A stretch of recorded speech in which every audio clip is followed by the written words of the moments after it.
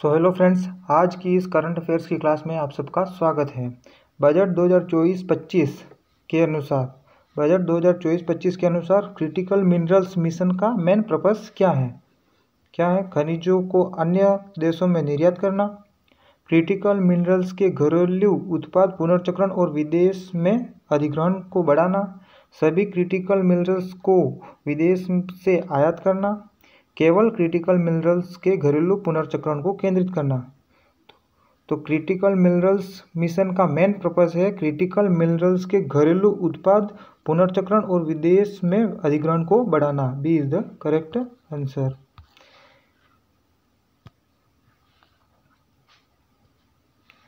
निर्मला सीतारमण द्वारा प्रेजेंट किए गए बजट 2024-25 का कुल साइज कितना है? 38.83 लाख करोड़ रुपए, 35.83 लाख करोड़ रुपए, 48.21 लाख करोड़ रुपए या फिर 37.83 लाख करोड़ रुपए।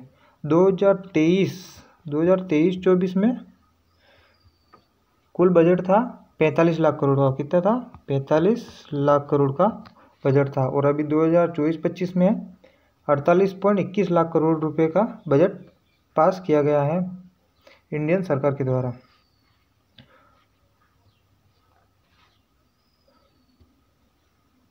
बजट 2024-25 में किस मिनिस्ट्री के लिए सबसे ज़्यादा बजट का एलोकेशन किया गया है? शिक्षा के क्षेत्र में, स्वास्थ्य के क्षेत्र में, रक्षा के क्षेत्र में या कृषि के क्षेत्र में? तो सबसे ज़्यादा जो बजट का एलोकेशन किया गया है वो है रक्षा के क्षेत्र में। कितना किया गया है? तो वो किया गया है 4,54,774 करोड़ रुपए। कितना? 4,54,774 करोड़ रुपए का बजट के एलोकेशन किया गया है रक्षा के क्षेत्र में। हाल ही में बजट 2024-25 में किस टैक्स को समाप्त कर दिया गया है? कौन से टैक्स को समाप्त कर दिया गया है? Capital gain tax, security tax, angel tax या कॉरपोरेट टैक्स? तो 2024-25 में एंजल टैक्स को समाप्त कर दिया गया है।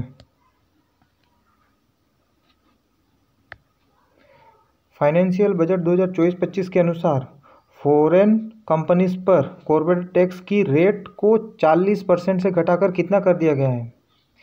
30%, 35%, 25% या 20%? तो फॉरेन कंपनीज पर कॉरपोरेट टैक्स की रेट 40 से घटाकर 35% कर दिया गया है। 5% घटा दिया है। कितना? 5% घटा दिया गया है।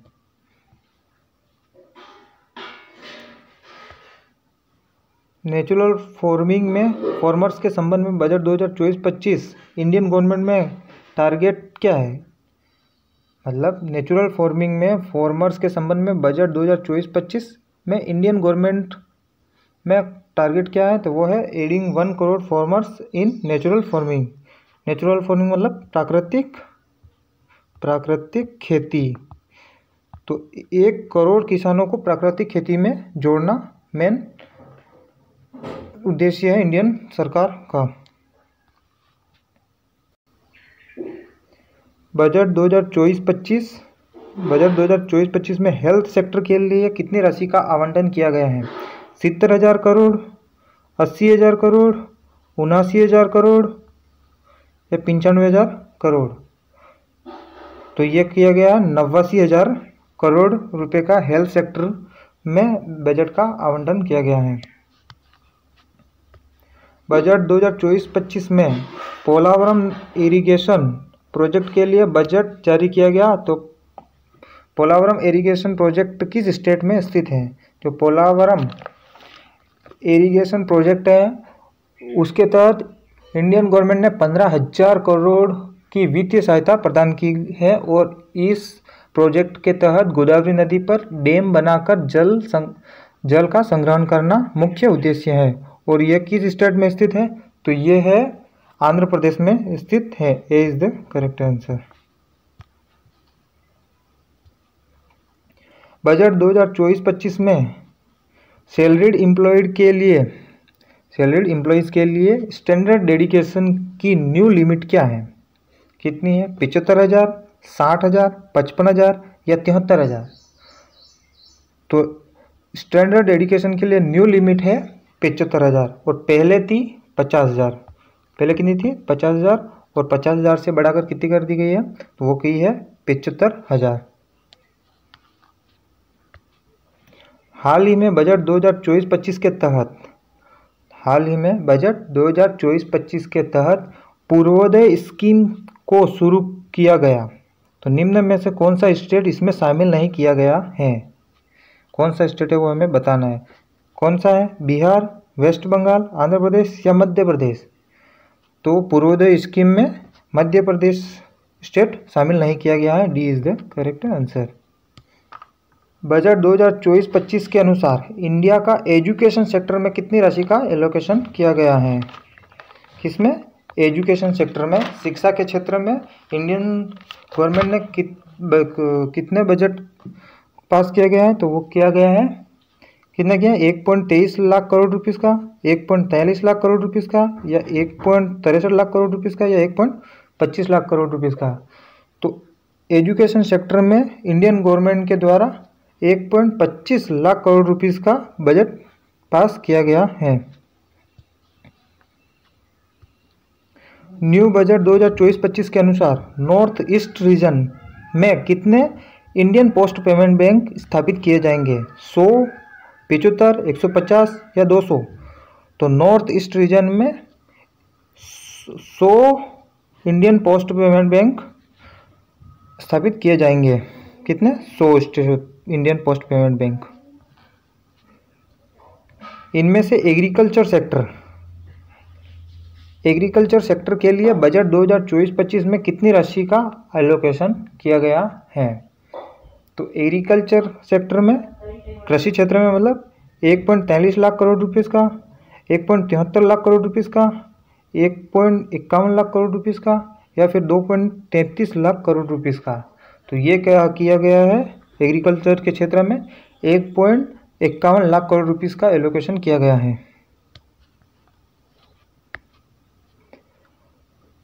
बजट 2024-25 के अनुसार पीएम मुद्रा योजना में तरुण कैटेगरी के तहत कितनी लैंड लिमिट को निर्धारित किया गया है? कितने किया गया? 15 लाख, 35 लाख, 20 लाख या 25 लाख? तो ये किया गया है 20 लाख का 20 लाख की लिमिट को निर्धारित किया गया है। हाल ही में बजट 2024-25 के तहत देश में कौन से 2 टेम्पल कॉरिडोर होंगे जो डेवलप किए जाएंगे? ऐसे कौन से 2 टेम्पल कॉरिडोर हैं जो डेवलप किए जाएंगे? तो वो है विष्णुपद टेम्पल कॉरिडोर और महाबोधि टेम्पल कॉरिडोर डेवलप किए जाएंगे। कौन से? विष्णुपद और महाबोधि टेम्पल कॉरिडोर स्थापित किए जाएंगे या डेवलप किए जाएंगे। बजट 2024-25 के अनुसार एस्टिमेटेड फिजिकल डेफिसिट है वह कितना है? 2024-25 के अनुसार जो एस्टिमेटेड फिजिकल डेफिसिट है वो कितना है? तो वो कितना है? 4.9%, 5% या 4.7% या 5.2%? तो ये है 4.9%। ए इज द करेक्ट आंसर। लगातार 7 बार यूनियन बजट प्रेजेंट किया है और मोरारजी देसाई के पहले रिकॉर्ड को तोड़ दिया है। तो किसने तोड़ा है? निर्मला सीतारमण ने कि किसने? तो इसका आंसर है ए, निर्मला सीतारमण ने मोरारजी देसाई के पहले रिकॉर्ड को तोड़ दिया है। लगातार 7 बार बजट पास कर दिया है। बजट 2024-25 के स्पीच के time finance minister Nirmala Sitharaman द्वारा घोषित एनपीएस वात्सल्य स्कीम का प्राइमरी फोकस क्या है? तो वो है माता पिता व अभिभावकों को अनुमति देने के लिए प्राइमरी फोकस करेगी वात्सल्य scheme. A is the correct answer. Budget 2024-25 के अनुसार न्यू इनकम टैक्स सिस्टम में 10 लाख रुपए से 12 लाख रुपए के बीच इनकम पर टैक्स की रेट क्या है? तो क्या है, जैसे अगर हमारे पास 0 से लगाकर 3 लाख के बीच पैसा है तो वो 0% टैक्स सरकार लेगी। अगर 3 लाख से 7 लाख के बीच हमारे पास अमाउंट है तो 5 लाख % सरकार को देना पड़ेगा। अगर 7 से 10 लाख के बीच है तो 10% टैक्स देना पड़ेगा। और अगर 10 से 12% के बीच है तो हमें 15% टैक्स देना पड़ेगा। और 12 से 15% है तो 20% टैक्स देना पड़ेगा। और 15% से अधिक है, 15 लाख से अधिक है तो हमें 30% टैक्स अधिक देना पड़ेगा। तो 10 लाख से 12 लाख के बीच 12 लाख के बीच के इनकम पर टैक्स की रेट कितनी देनी पड़ेगी, तो वो देनी पड़ेगी हमें 15% टैक्स देनी पड़ेगी। बजट 2024-25 के अनुसार इंडियन गवर्नमेंट का सबसे ज़्यादा पैसा किस सोर्स से प्राप्त होता है? इंडियन गवर्नमेंट का सबसे ज़्यादा जो पैसा है वो किस सोर्स से प्राप्त होता है? तो बोरोइंग एंड अदर लायबिलिटी, मतलब इंडियन गवर्नमेंट है वो 27% जो पैसा है वो लोन पर लेती है। और इन 27% पैसा लोन पर लेती है। इनकम टैक्स से 19% पैसा इनकम टैक्स से प्राप्त होता है। जीएसटी से 18% पैसा प्राप्त होता है। और कस्टम से 17% पैसा प्राप्त होता है। तो सबसे ज़्यादा जो पैसा है किस सोर्स से प्राप्त होता है, तो वो बोरोइंग एंड अदर एबिलिटी, मतलब 17% लोन पर जो सरकार पैसा लेती है वहाँ से सबसे ज़्यादा इसको इंडियन गवर्नमेंट को पैसा प्राप्त होता है। बजट 2024-25 के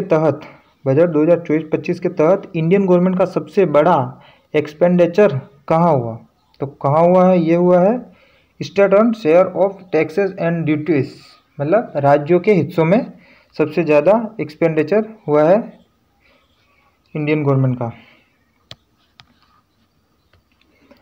national industrial corridor development program के तहत इंडस्ट्रियल पार्क डेवलप किए जाने की स्कीम है, तो कितने? तो वो है 12। कितनी स्कीम है? तो वो है 12 इंडस्ट्रियल पार्क किए जाने की स्कीम है।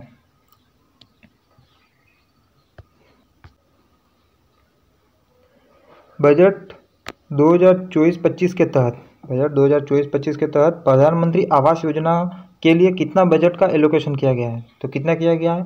70,000 करोड़ रुपए का, 80,000 करोड़ रुपए का, 90,000 करोड़ रुपए का, या फिर 1 लाख करोड़ रुपए का? तो अभी वर्तमान में बजट 2024-25 के तहत प्रधानमंत्री आवास योजना के तहत 1 लाख करोड़ रुपीस का बजट का एलोकेशन किया गया है। और प्रधानमंत्री आवास योजना की जो स्कीम है वो कब लागू की गई थी? तो वो की गई थी जून 2015 को। कब की गई थी? 2015 को, जून में।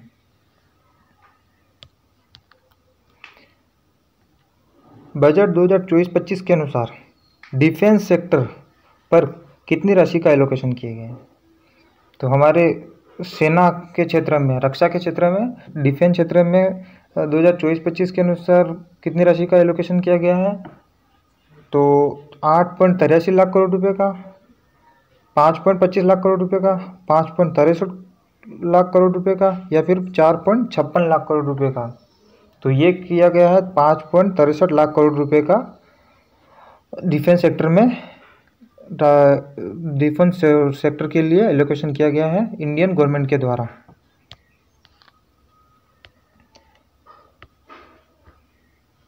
इस साल के बजट में प्रधानमंत्री किसान सम्मान निधि योजना, कौन सी योजना? प्रधानमंत्री किसान सम्मान निधि योजना के लिए कितनी राशि का प्रोविजन किया गया है?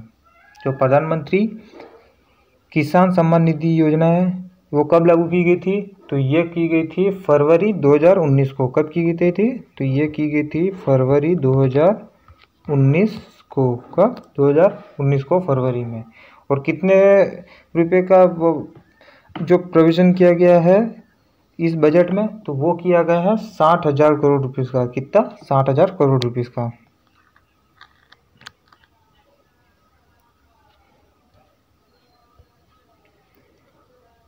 बजट 2024-25 में प्रधानमंत्री ग्रामीण सड़क योजना, कौन सी योजना? प्रधानमंत्री ग्रामीण सड़क योजना का कौन सा फेज शुरू किया गया है?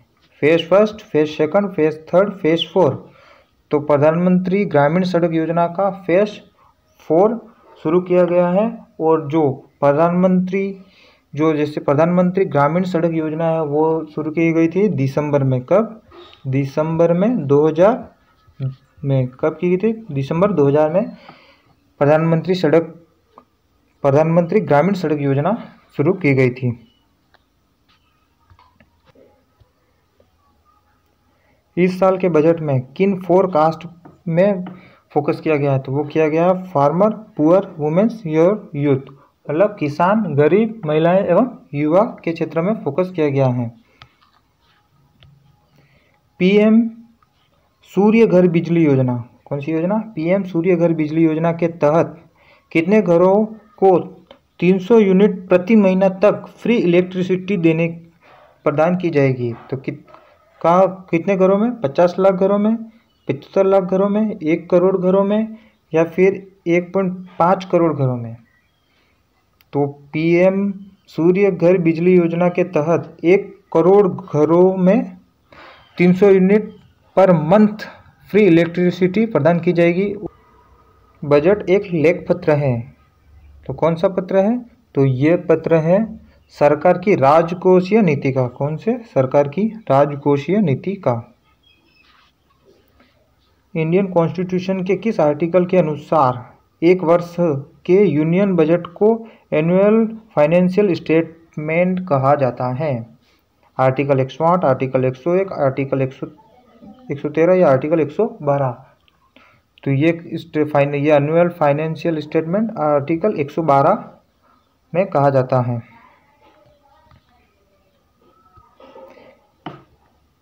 इनमें से किसके नाम से ज़्यादा बजट पेश करने का रिकॉर्ड है? तो सबसे ज़्यादा जो बजट पास किया है वो किया है मोरारजी देसाई ने। कितनी बार? लगभग कितनी बार? तो 10 बार पास किया है। कितनी बार? 10 बार मोरारजी देसाई ने बजट पेश किया है। किस आर्टिकल में भारत के स्टेट बजट का वितरण किया गया है? तो किस आर्टिकल में भारत के स्टेट बजट का वितरण किया गया है? तो वो किया गया है आर्टिकल 112, आर्टिकल 110, आर्टिकल 202 या आर्टिकल 200 में। तो ये किया गया है स्टेट बजट का वितरण आर्टिकल 202 में। भारत का पहला पेपरलेस बजट किस वर्ष प्रेजेंट किया गया? 2018 को, 2019 को, 2020 को या 2021 को? तो भारत का पहला पेपरलेस बजट है जो कि 2021 को प्रेजेंट किया गया। और किसके द्वारा प्रेजेंट किया गया था? तो ये किया गया था निर्मला सीतारमण के द्वारा। किसके द्वारा? तो निर्मला सीतारमण। किसके द्वारा? सीतारमण के द्वारा। किसके द्वारा? तो निर्मला सीतारमण के द्वारा पेश किया गया था 2021 में पहला पेपरलेस बजट। जो भी इस चैनल पर नए हो तो इस चैनल को सब्सक्राइब कर लीजिए और बेल आइकन ऑल प्रेस कर लीजिए, जिससे नई वीडियो की नोटिफिकेशन आप तक सबसे पहले पहुंच सके। और इस क्लास की PDF टेलीग्राम चैनल में आपको मिल जाएगी। और जिसने भी टेलीग्राम चैनल नहीं ज्वाइन किया है वो टेलीग्राम चैनल ज्वाइन कर ले, क्योंकि हर क्लास कंप्लीट होने के बाद उस क्लास की PDF आपको टेलीग्राम चैनल से मिल जाएगी। और टेलीग्राम चैनल का लिंक इस वीडियो के डिस्क्रिप्शन में मिल जाएगा। तब तक के लिए बाय बाय, जय हिंद।